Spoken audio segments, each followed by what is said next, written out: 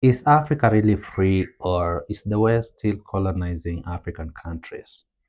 While African nations are legally sovereign with their own flags, anthems, and seats at the United Nations, many economists and political scientists argue that Africa is not truly free due to neocolonialism, a system where Western powers exert control through economic, financial, and political mechanisms rather than direct military occupation.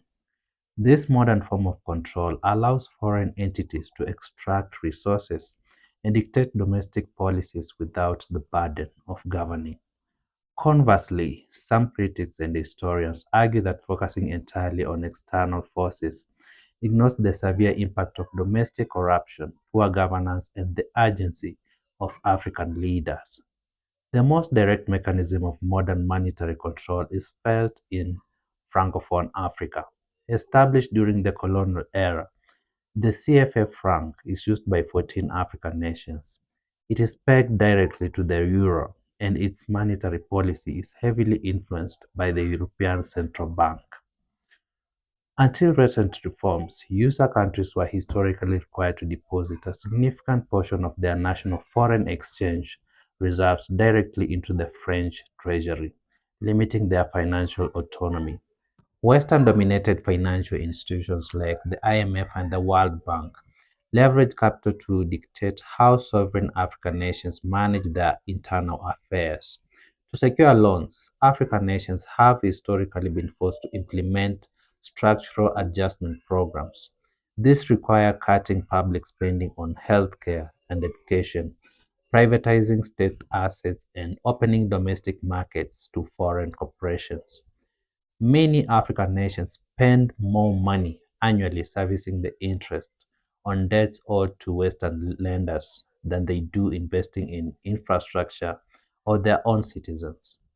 The global trade architecture ensures that Africa remains primarily an exporter of cheap raw materials and an importer of expensive manufactured goods.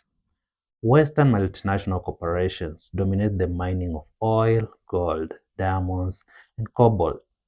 Tax loopholes, illicit financial flows, and unfair trade agreements mean the vast majority of the profits leave the continent rather than enriching local populations. High tariffs imposed by Western nations on processed goods make it financially penalizing for African nations to refine their own raw materials locally before exporting them. Western powers frequently use foreign aid, diplomacy, and direct military presence to maintain geopolitical alignment. Western nations maintain active military bases and security operations across the continent. For instance, the US Africa Command or French counterterrorism operations, which critics argue serve to protect Western commercial interests under the guise of security. Foreign aid is frequently weaponized as political leverage. Funding is occasionally tied to voting alignments at the UN or passing specific domestic laws favored by the donor nation. With that said, many scholars emphasize that attributing all of Africa's contemporary challenges to Western neocolonialism presents an incomplete picture. Blaming external forces can shield corrupt domestic politicians from accountability.